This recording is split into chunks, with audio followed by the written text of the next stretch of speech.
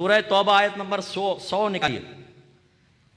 अल्लाह ताला इरशाद फरमाता है कि वस्साबिकूनल अव्वलूना मिनल मुहाजिरीन वल अंसार वल्लज़ीना तबअूहुम बिइहसान रज़ियल्लाहु अन्हुम व रज़ू अन्हु वअद्दा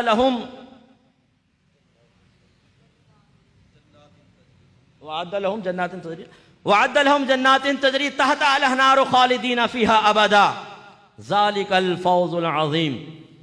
जरा गौर से सुनिएगा, ये मौजूदा करंट दौर का मसला आपकी खिदमत में जिक्र कर रहा हूं और जमहूर और कलील तादाद के फर्क के एतबार से आपको एक मसला समझाना चाहता हूं। अल्लाह ताला इरशाद फरमाता है, सबकत ले जाने वाले सबसे पहले, यानी ईमान लाने में सबकत ले जाने वाले, नबी करीम की सोबत इख्तियार करने में सबकत ले जाने वाले सबसे पहले वो मुहाजिरीन में से हों या अंसार में से हों, वल्लज़ीना तबअूहुम बिइहसान, या उनके बाद जिन्होंने इनकी पैरवी करी इखलास के साथ, रज़ियल्लाहु अन्हुम व रज़ू अन्हु, अल्लाह ताला इनसे राजी हो गया, वो अल्लाह से राजी हो गए।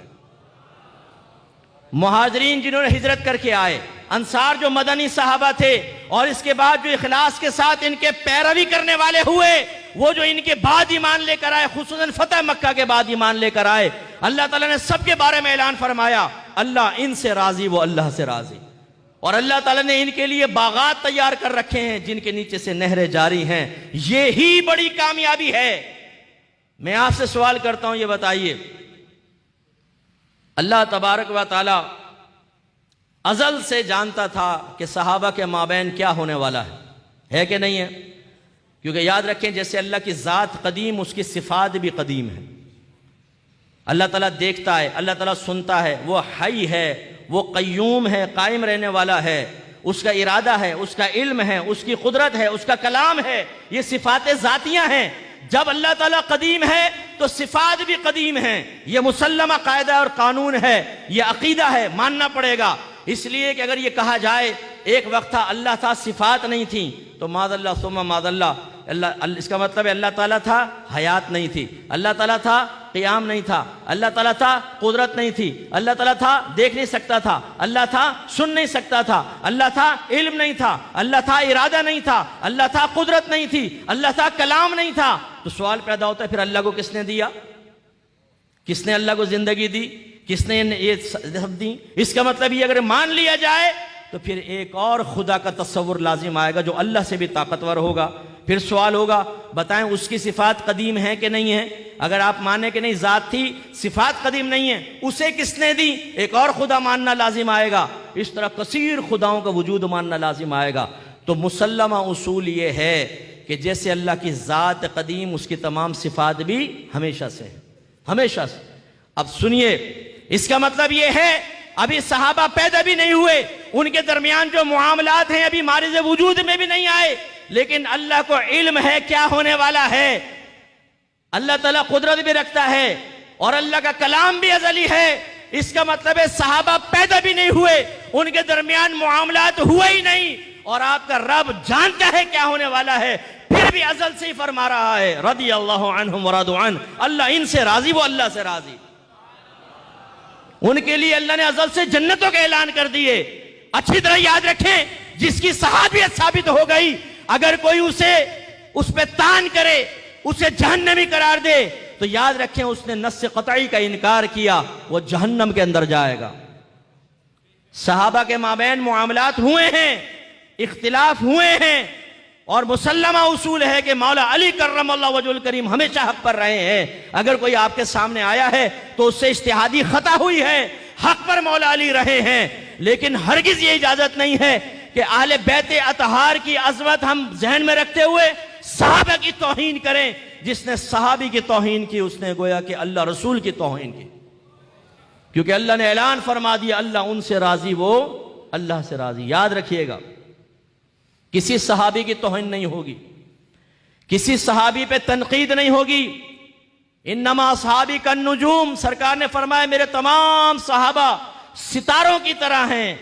फमन इक़्तदयतुम इह्तदयतुम, तुम जिसकी पैरवी करोगे हिदायत पा जाओगे। हजरत हसन रज़ी अल्लाह तआला अन्हु को अपने साथ बिठा के सरकार ने क्या फरमाया था? अनकरीब मेरा ये बेटा मुसलमानों के दो गुरोहों के दरमियान सुलह करवाएगा। हदीस मौजूद है, मेरा ये बेटा मुसलमानों के दो ग्रोहों के दरमियान सुलह करवाएगा। इसका मतलब है ये किसके साथ, जिसके साथ सुलह करवाएगा वो मुसलमान होगा, मेरे नबी फरमा रहे हैं। तो जो अमीर मुआविया रज़ी अल्लाह तआला अन्हु के ईमान पर तान करे वो गोया कि नबी करीम पर तान करने वाला है। जिसकी सहाबियत साबित हो गई वो कतई जन्नती है।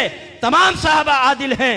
यही हमारे अहले सुन्नत का मुसल्लमा उसूल है, यही हमारा कायदा है, यही हमारा अकीदा है। और ये ज़ुर्रियात अहले सुन्नत में से है कि तमाम सहाबा जन्नती हैं। जो किसी सहाबी के जन्नती होने में शक करे वो कुरान में शक करने वाला है। इसीलिए मैंने आपको अर्ज किया, हमेशा मेजॉरिटी के पीछे चलें, माइनॉरिटी के पीछे नहीं। मेजॉरिटी ये कहती है सहाबा के माबैन जो कुछ हुआ उसे आवाम में बयान करना मना, उस पर कलाम करना मना। नतीजा ये है कि बस ये याद रखें जो उनके माबैन हुआ वो अल्लाह जाने और ये सहाबा जाने। मैदान माशर में अल्लाह ताला उनके माबैन जिस तरह चाहेगा फैसला फरमाएगा, लेकिन क्या फैसला फरमाएगा वो कुरान ने बता दिया। रज़ियल्लाहु अन्हुम व रदू अन, अल्लाह उनसे राजी वो अल्लाह से राजी। अब इससे हटकर मिसाल दे रहा हूं, मियां बीवी राजी तो क्या करेगा काजी, हटकर दे रहा हूं, इसीलिए ये नहीं सोचेगा इनको कह दिया इनको कह दिया। मियां बीवी राजी क्या करेगा काजी, ये मशहूर मिसाल है कि नहीं। अल्लाह उनसे राजी वो अल्लाह से राजी। हमारे पेट में दर्द होता रहे, हम उछल उछल के बयान करते रहे खिलाफ में, इमामा संभले नहीं, जुल्फें बिखर जाए हमारी। शर्म करो, हया करनी चाहिए। जिससे आपका रब रज़ामंदी का ऐलान करे, आप कहते हैं मैं उसको राजी नहीं होऊंगा, गालियां बके। बताइए ये अल्लाह ताला की तौहीन है कि नहीं है, ये रसूल की तौहीन है कि नहीं है। आपका रसूल तो फरमाए तुम जिसकी पैरवी करोगे हिदायत पा जाओगे, और आप कहें कि सहाबा को गाली बकना जायज हो गया। लेकिन एतदाल दोनों तरफ से होगा, ये नहीं कि माज़अल्लाह आले बैत की मोहब्बत में सहाबा की गुस्ताखियां जायज, नो। इसी तरीके से सहाबा को बुनियाद बनाकर अहले बैत की गुस्ताखी भी जायज नहीं होगी। इन्नमा युरीदुल्लाहु लियुज़हिबा अन्कुम रिस्सा अहलल बैत व युतहिरकुम ततहीरा। महज तो अल्लाह ये इरादा रखता है ए अहले बैत कि तुमसे हर किस्म की गंदगी को दूर कर दे और तुम्हें खूब पाको साफ कर दे।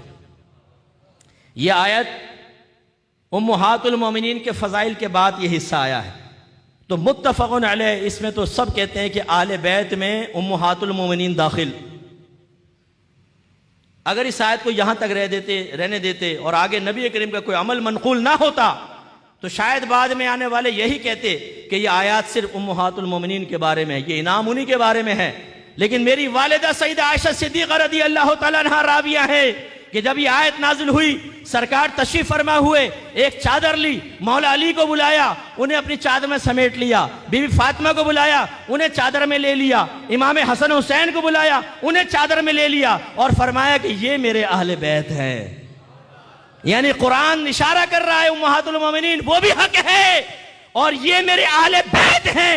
अल्लाह ने इनसे हर किस्म की गंदगी को दूर कर दिया है।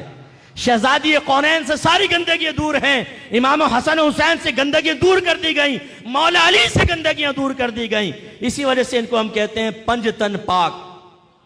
पंज माने पांच, तन माने जिस्म, पांच पाक जिस्म। अल्हम्दुलिल्लाह अहले सुन्नत इंतहाई बैलेंस मजहब लेकर चलते हैं, ना सहाबा की गुस्ताखी ना आले बैत अतहार की। जो मकाम सहाबा का है वो सहाबा का है, जो आले बैत अतहार का है वो आले बैत अतहार का है। अहले सुन्नत का है बेड़ा पार, असहाबे रसूल नजम है और नाव है इतरत रसूलुल्लाह की। ये तीन हिस्से बयान किए आला हज़रत ने। अहले सुन्नत का है बेड़ा पार और असहाबे रसूल नजम है, ये सारे सितारे हैं, और नाव है इतरत रसूलुल्लाह की। सरकार की औलादे पाक एक कश्ती है, उसमें बैठ जाओगे मंजिल तक पहुंच जाओगे। एक ही शेर में तीनों के फजाइल बयान फरमाए हैं। सहाबा भी नजम की तरह है, सितारों की तरह, आले बैत अतहार नाव की तरह है, कश्ती की तरह। और जब इसमें कोई बैठ जाएगा वो बैठने वाला कौन है? अहले सुन्नत, इनका भी बेड़ा पार है। लिहाजा नौजवानों जोश और जज्बे में आने की जरूरत नहीं है, तबाह हो जाओगे। मैदान माशर में खुदा की कसम ये मंजर देखोगे, मौला अली भी आएंगे, अमीर मुआविया आएंगे, दीगर साहब आएंगे, आले बैत अतहार आएंगे, एक दूसरे को देख के मुस्कुराएंगे और एक दूसरे का हाथ पकड़ के जन्नत में जाएंगे और उनकी गुस्ताखियां करने वाले को साइड में खड़ा करके आ जा भाई, इधर आ जा। बेगानी शादी में अब्दुल्ला दीवाना बना था ना, इधर आ, इधर निकल। कुरान को नहीं पढ़ा था, हदीस को नहीं पढ़ा था, अपने नबी के फरमान को नहीं सुना था, कातिब वही को गाली बकी थी।